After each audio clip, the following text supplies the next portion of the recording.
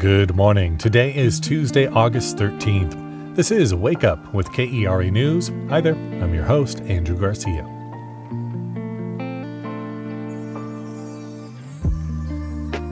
Today marks the return of a heat advisory here in North Texas, as we are set to see a heat index value as high as 108 today.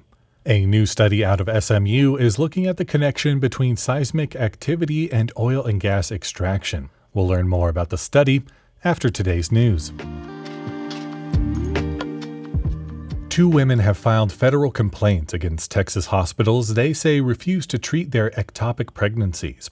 Though ectopic pregnancies are always non-viable, can be life-threatening, and terminating them is protected under Texas law, the hospitals turn the patients away, citing fear of legal retaliation.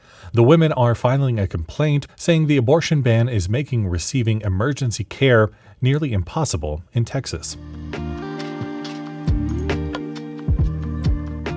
Wholesale giant Costco has a plan for cracking down on membership sharing. Customers looking to buy in bulk are going to have to start scanning their membership cards at the entrance instead of showing them to an attendant as they walk right on in. We've been seeing a rise in other companies implementing similar monitoring, like streaming services Disney Plus and Netflix, which are only allowing logins from within the same household.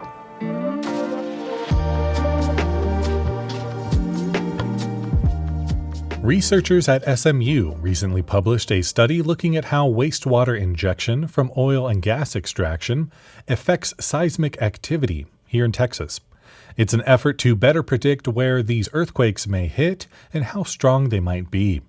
KERA's Becca Moore spoke to SMU geophysics professor Heather Deshawn, who worked on the study. Can you explain what wastewater injection actually is? How does that process work? Yeah, so there's a number of production operations that are common now that produce waste fluid, right? So if you hydrofrack, for example, you put fluid into the ground to help break up the rock in order to produce more oil and gas.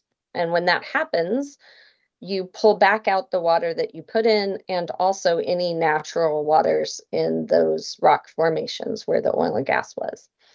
To get rid of that, you can't have it sitting on the surface. That's an environmental hazard. So you need to either recycle it or get rid of it somehow. And so what they do is they find rock units, generally those that are of rock types that suck in and can basically, like a sponge, hold fluid. And how does that wastewater injection contribute to the earthquakes that we've seen in West Texas? Again, I'm going to harken back to this sponge analogy, right? When you start to fill a sponge, the fluid moves out into your sponge, right?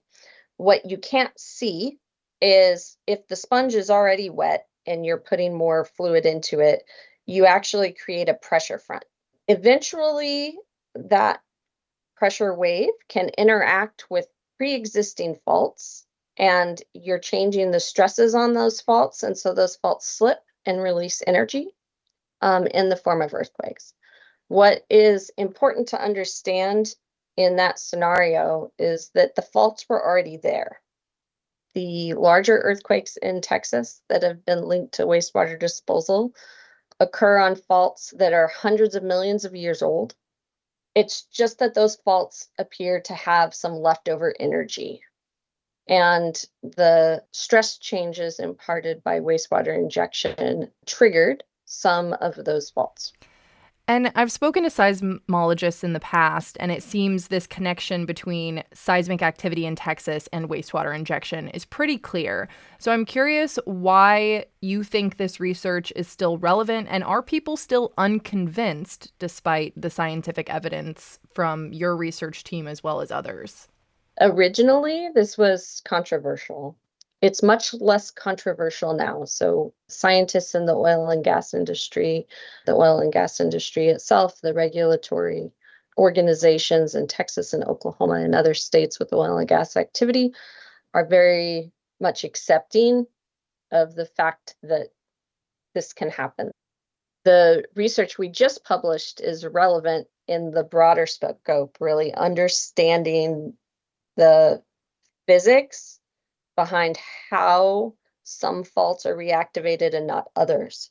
Even if you have an image of the subsurface that shows you faults, you know where your wastewater disposal is happening, you can't tell just from that which faults are going to generate earthquakes versus which faults won't generate earthquakes.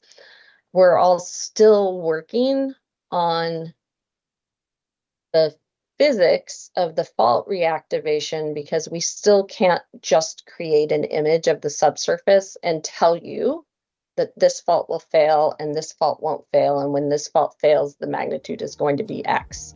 We don't know how to do that yet. That was KERA's Becca Moore speaking with Professor Heather Deshawn with Southern Methodist University.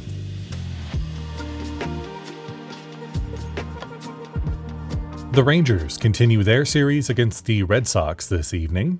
They lost last night's game to Boston 4-5, continuing a recent spate of poor play, only winning 3 of their last 10 games. You know, it's not too late to join Garland's community reading event, One Book, One Garland.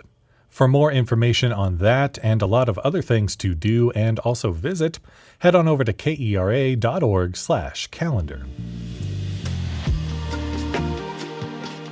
Thank you so much for listening to Wake Up with KERA News. I'm your host, Andrew Garcia. The show was produced and edited by Shardae White. For more news in your inbox, visit kera.org/wakeup.